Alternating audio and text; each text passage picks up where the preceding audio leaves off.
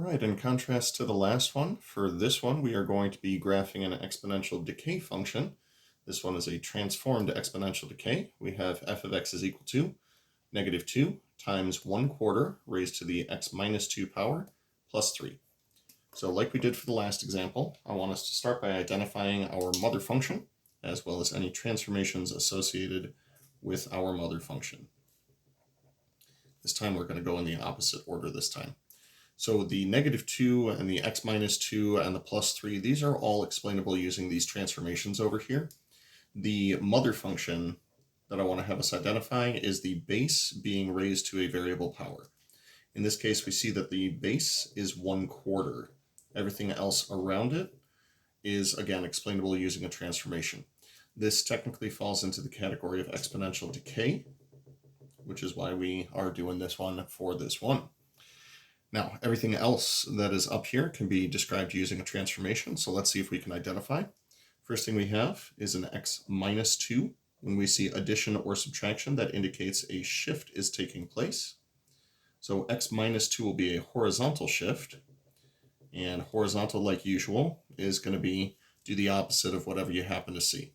So when I see the minus 2, I account for that with a plus 2, which is going to shift us to the right. So this will be add 2 to all of our x values.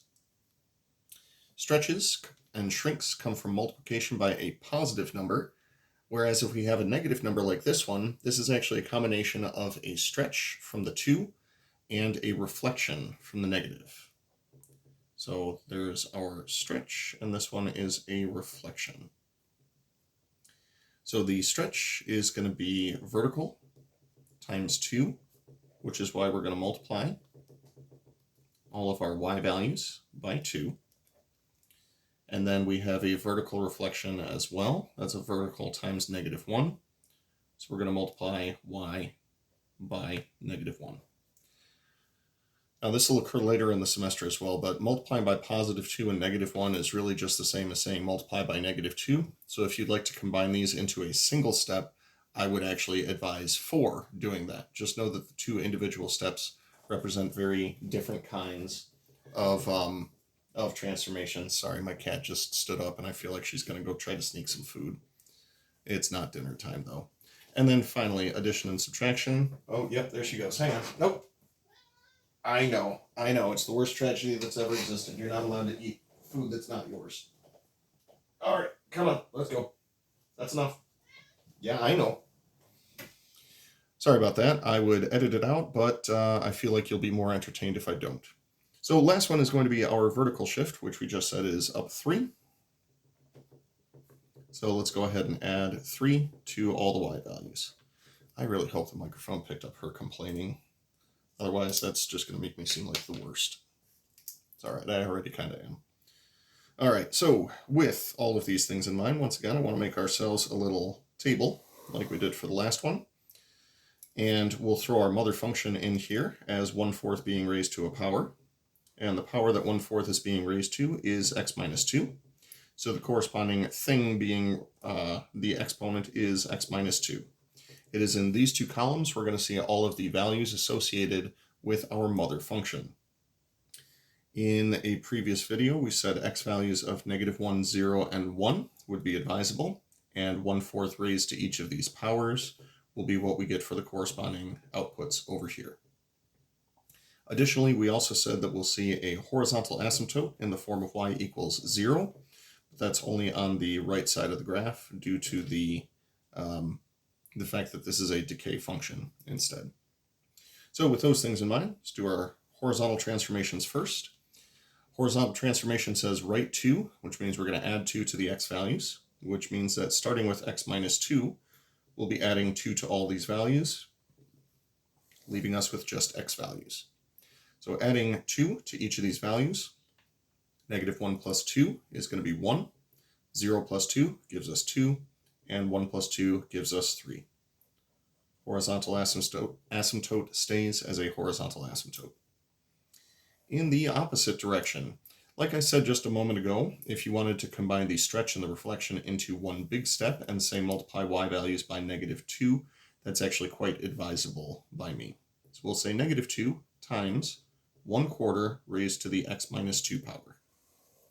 And we'll obtain these y values by multiplying all three of these y values by -2. So 4 times -2 will be -8. 1 times -2 will be -2. And 1/4 times -2 will be -1/2. Or since we're graphing, if we want to use an exact decimal, that would be fine as well. And finally, 0 times -2, well, not a whole lot is going to change there. So that takes care of these two transformations in one step. Both the vertical stretch and the vertical reflection have now taken place. Finally, we're also going to move up 3 by saying let's add 3 to each of these y values, and what we get with will correspond to our completely transformed function in terms of these y values.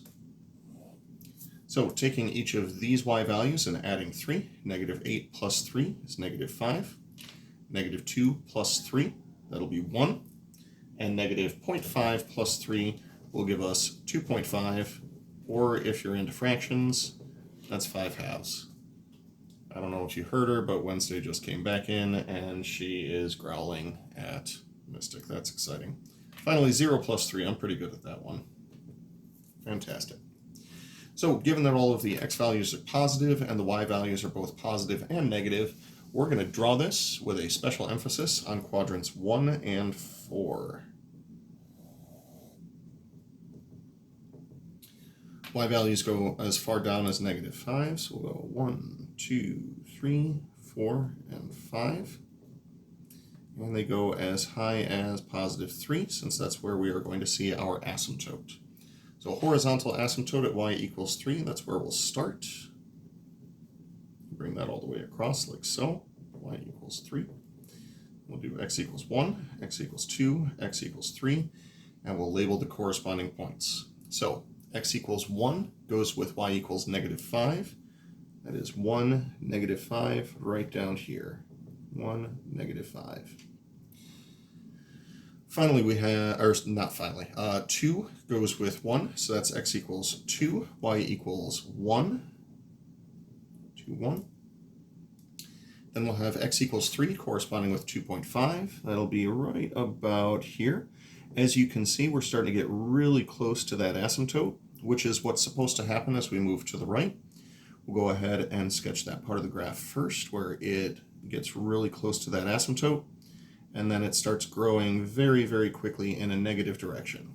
Now, the reason I say growing in a negative direction is because normally it grows in a positive direction very, very quickly, but this reflection is going to turn everything that was up into a down, and that's why we see this behavior for the graph. Similar to what we did for the last one, we'll also identify the domain. We can see that this does move as far left and right as it could possibly want.